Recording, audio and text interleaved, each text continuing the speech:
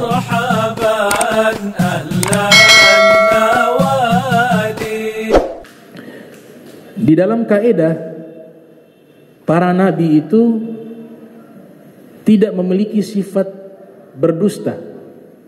Para nabi semuanya tidak ada yang punya sifat berdusta. Seumur hidup tidak pernah berbohong seluruh para nabi.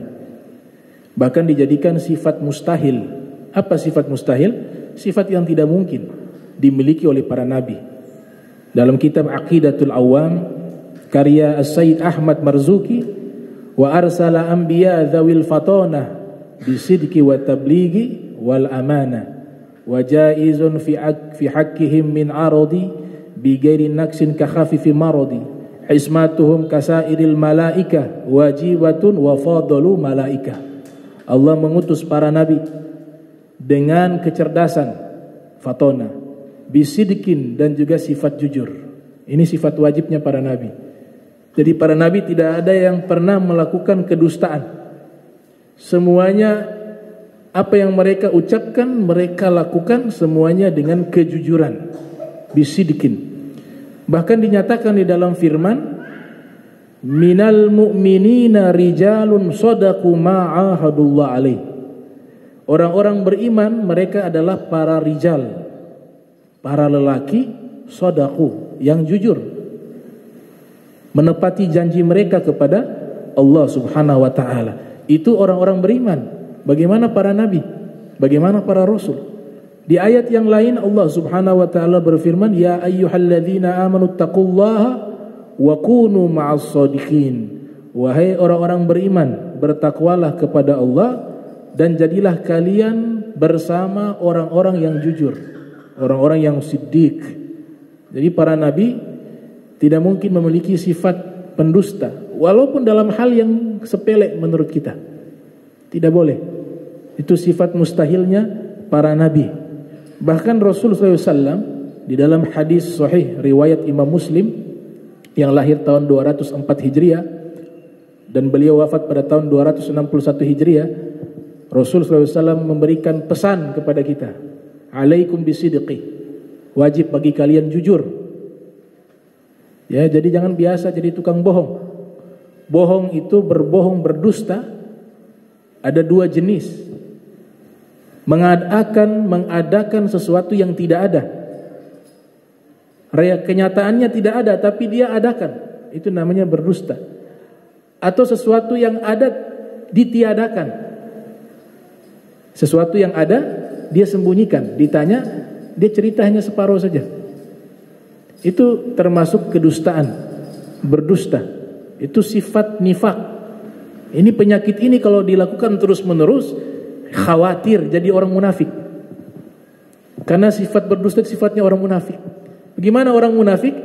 Menunjukkan keimanannya, ketaatannya di hadapan kaum muslimin, di hadapan Nabi Muhammad.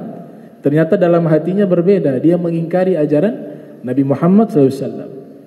Makanya dikatakan oleh Nabi, alaikum bisidqi, wajib bagi kalian jujur. Fa inna sidqa yahdi ilal bir, karena jujur membawa kepada kebaikan. Wa innal bir yahdi ilal jannah, dan kebaikan membawa kepada surga. Wa ma yazalu rajulu yasduq wa yataharra sidqa hatta yuktab indallah siddiqa. Jika senantiasa seseorang dia selalu jujur dalam perbuatannya, dalam ucapannya, dan dia menjaga kejujuran tersebut, maka nanti dicatat di sisi Allah sebagai orang jujur. Wa iyyakum wal kadhiba, hati-hati kalian dengan sifat berdusta. Fa innal kadhiba yahdi ilal fujur, karena berdusta membawa kepada dosa. Wal fujur wa innal fujur yahdi ilan nar, dan sesungguhnya dosa membawa kepada neraka.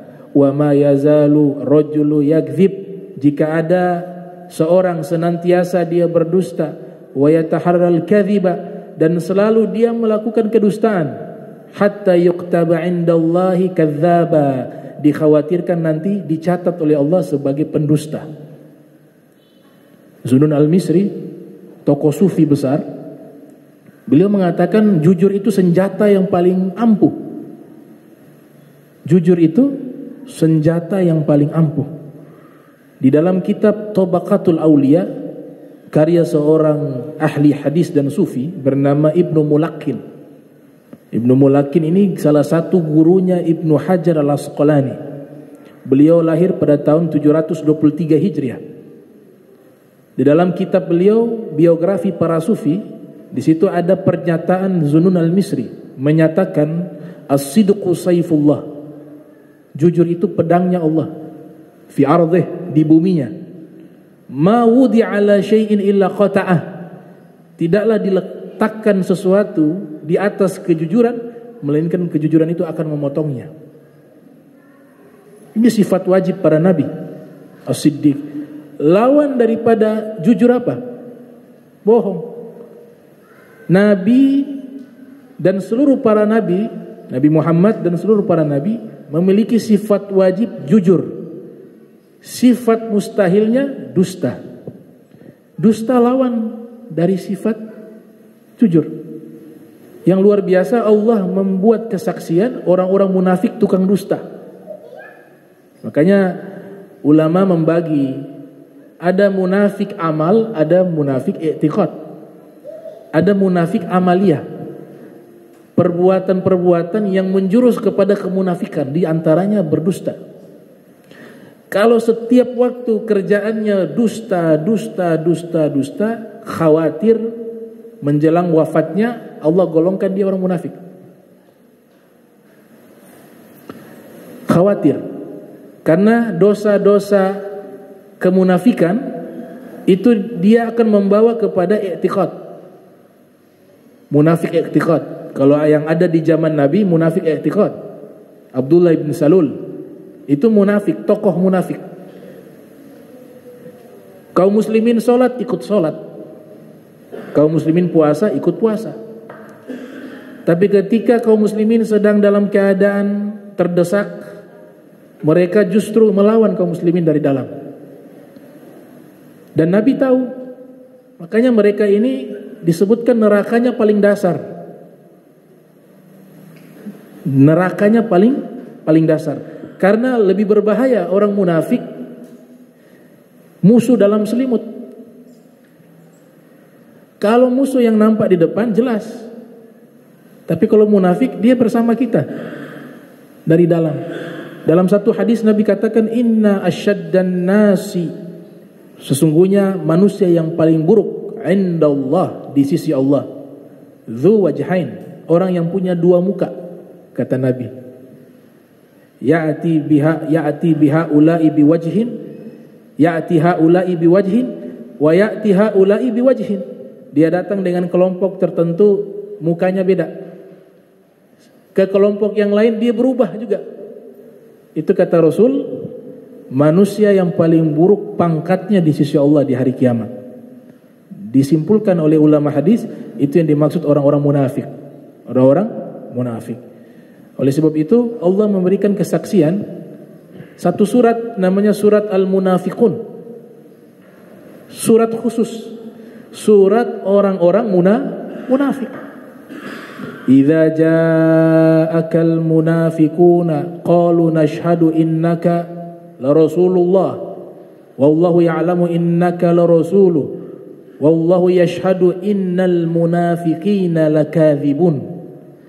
Apabila datang kepadamu wahai Nabi Muhammad orang-orang munafik, mereka berkata, sesungguhnya kami bersaksi engkau adalah utusan Allah. Kata orang munafik di hadapan Nabi Muhammad. Nabi Muhammad tahu nih orang munafik, tahu. Tapi nahnu nahkumu bizawahir wallahu ya'lamu bisarair. Kita berhukum yang zahir. Walaupun dia munafik, dia sholat, dia puasa, ya kita anggap dia muslim. Adapun rahasia hati itu yang tahu Allah. Padahal Nabi sudah diberitahukan oleh Allah orang munafik. Maka Nabi membuat satu sistem waspada. Dekat dengan mereka itu hati-hati. Tapi dianggap mereka muslim. Nah ini buruknya orang-orang munafik. Allah gambarkan apabila orang-orang munafik datang kepadamu, mereka berkata kami bersaksi engkau adalah utusan Allah. Dan Allah nyatakan Allah tahu engkau adalah utusannya. Wallahu yashhadu innal munafiqina lakadzibun. Kemudian Allah tegaskan, dan Allah bersaksi sesungguhnya orang-orang munafik Sungguh mereka orang-orang pendusta. Nah, sifat munafik pendusta. Jadi jangan biasa berdusta. Kalau kita mulai berdusta yang kecil, lama kelamaan akan yang besar kita berdusta. Lama kelamaan kita berdusta atas nama agama. Nauzubillah min zalik. Makanya sifat jelek ini tidak mungkin disifati para nabi, enggak mungkin. Para nabi tidak punya sifat berdusta. Tidak punya sifat berdusta. Para nabi, para rasul sidqun. Sifat wajibnya para nabi, para rasul jujur. Bahkan rasul itu jujur di dalam bercanda, tidak ada kebohongan. Imam Al-Mawardi membuat satu bab dalam kitabnya Adabud Dunya Waddin. Imam Al-Mawardi ini ulama besar mazhab Syafi'i. Beliau wafat, Imam Ghazali lahir. Wafat pada tahun 450 Hijriah. Imam Ghazali lahir pada tahun 450 Hijriah.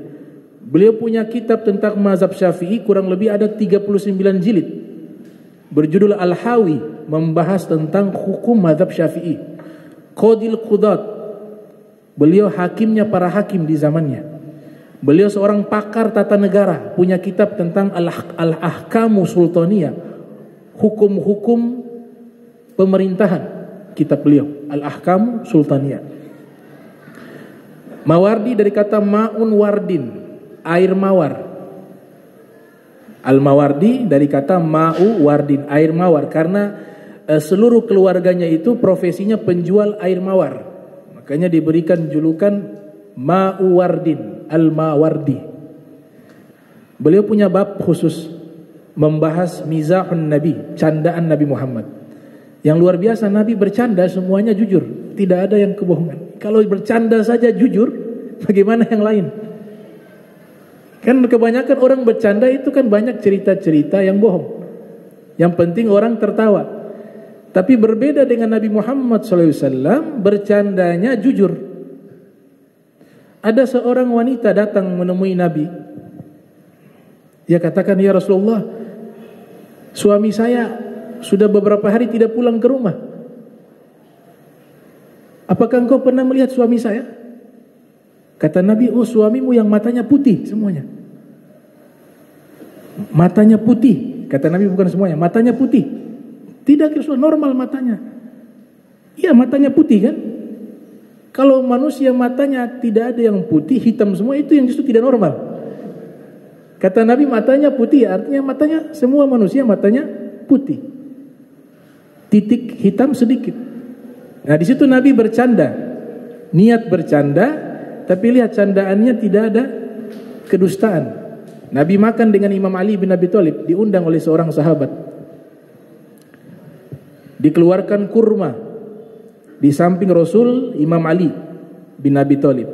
Ketika makan, Nabi makan, itu ada piring khusus untuk meletakkan biji kurma.